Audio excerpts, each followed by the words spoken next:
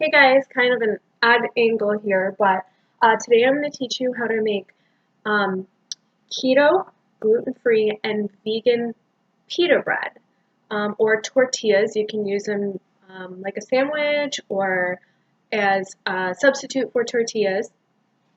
And it's super simple, and you can make them ahead of time and also freeze them.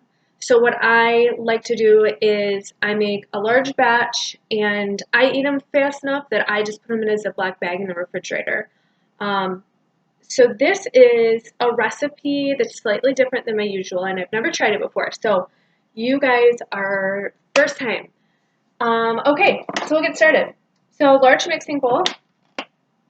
You take your coconut flour and you do half a cup of coconut flour.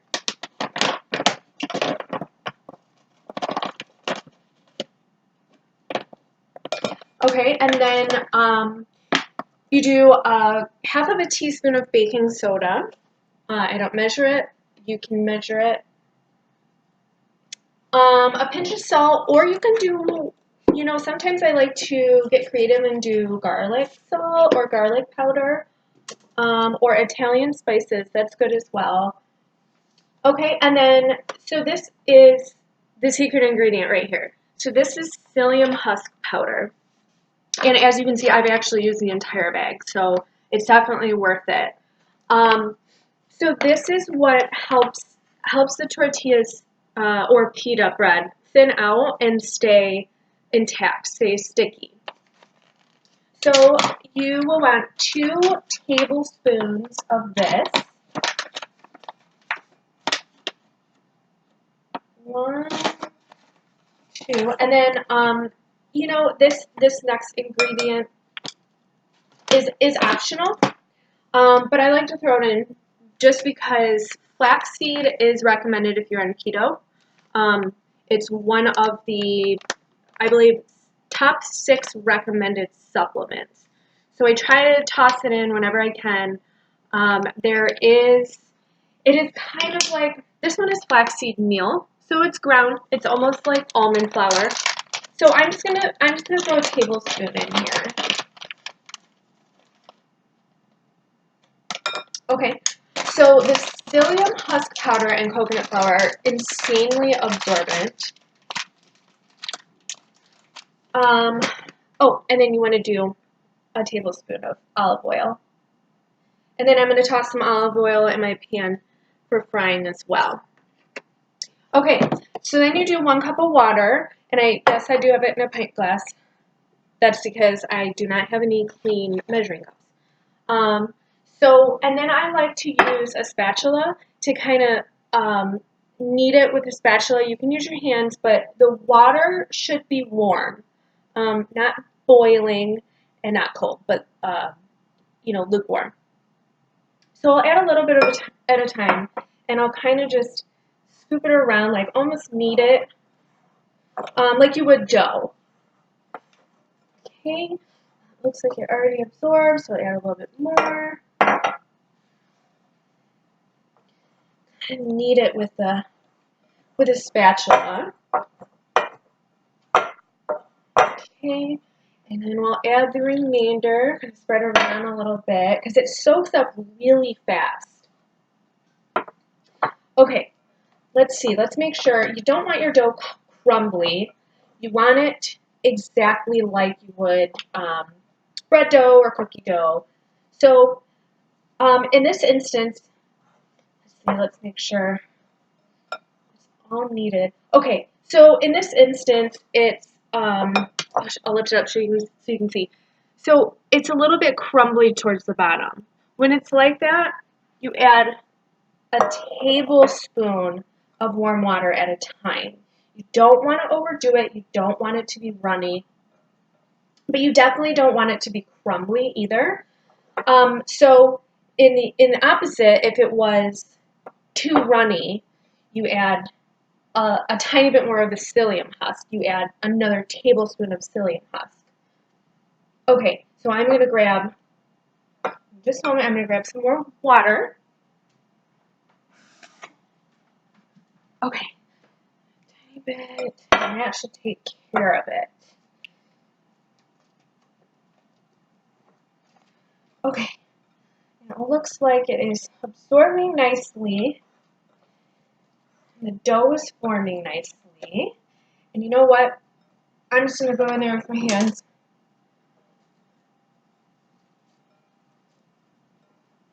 Okay. Yeah. Very nice consistency. As you can see, it is literally just a ball of dough. You don't want to break it apart just yet. We'll do that in a moment. So like I said, the awesome thing about this, so my other recipe, which maybe we'll make sometime as well, it calls for eggs, but eggs are not vegan. So this is completely vegan. So it's a really great option for someone who is wanting to stay low carb. It's inexpensive to make things yourself.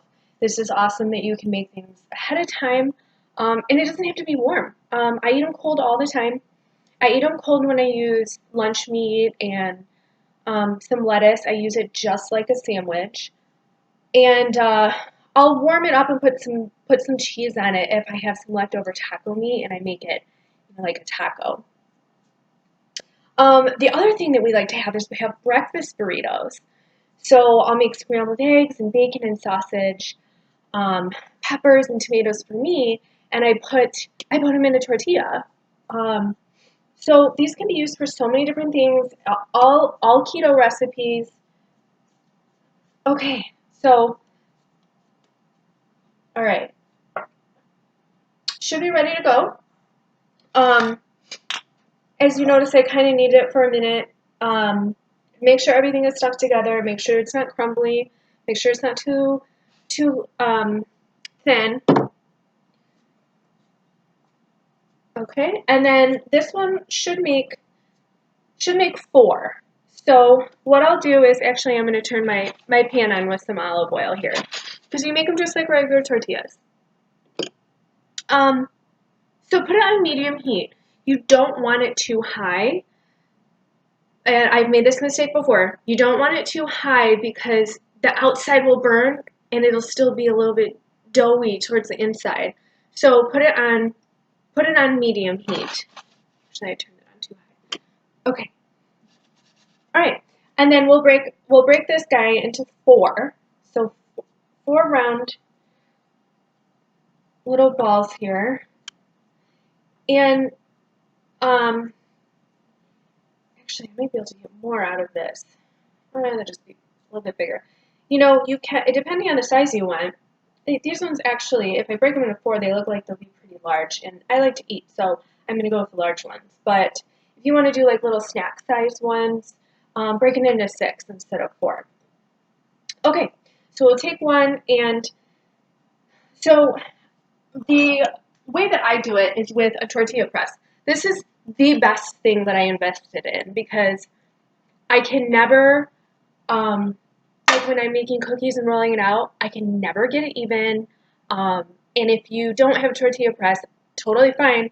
But you put it between two pieces of parchment paper. You roll it out with a rolling pin, or you take, the bottom of a pan and press it out. I'm just not good at that. I can never ever get them right. So I use a tortilla press. It's I got it on Amazon. I think it's insanely cheap, and it is one of the best investments that I have made. I will tell you that because um, being on keto, I can't eat bread. But so what am I supposed to eat? What am I supposed to grab? I don't want a salad every day. I do like salads, don't get me wrong, but I don't want the same thing every day. So I need something that's kind of like a substitute for a sandwich. Um, and I just have to press it a few times here because it is a large piece of dough. My tortilla press is made to be smaller. Okay, toss that in the pan. Pan might not be all the way warm, so it might take a minute.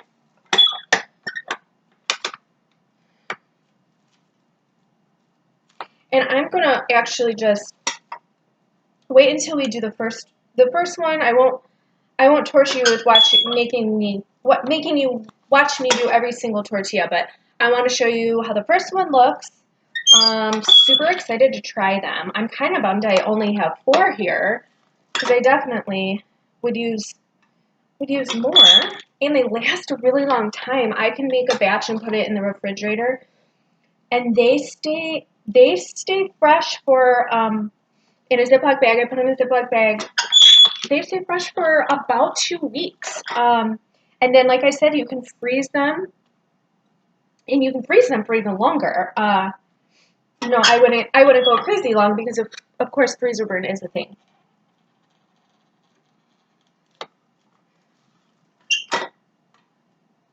Okay.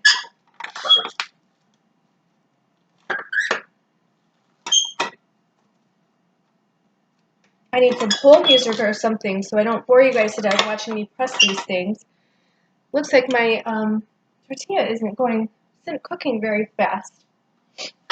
I'm excited. The next video I'm making is in honor of Taco Tuesday. Today's Tuesday. So that's why I'm making, tortillas or pita bread or whatever.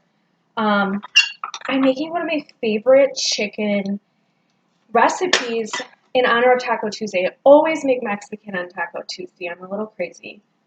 So I'm making a cauliflower tortilla encrusted chicken, and it is so good. It is so good. And it's super, it's one of the things that takes a little bit longer to bread the chicken, but oh my gosh, it's so worth it. Okay. I'm gonna grab a spatula here and check to see how this guy is doing. Looks like it's cooking real slow. I apologize for that. But I might have to pause you guys. We'll come back in a minute. Hey, welcome back, guys. Okay, so I have the first tortilla done. I forgot to mention that as it's cooking, it'll puff up and be almost 2 inches thick. Don't panic. As soon as it cools, it goes down and it goes into an appropriate thickness for a pita. So I'm going to show you what the first one looks like. Not perfectly symmetrical, but I don't think I care. So it's just a little bit brown and nice and soft. And I put it on a paper towel to absorb some of the olive oil that we cooked it in. So I'll let you guys get cooking your own. You don't have to watch me cook the rest of these. So I hope you enjoy them, and maybe one day I'll do the other recipe because I do think this is a great make ahead and meal planning item that you should have in your house. All right, we'll see you next time.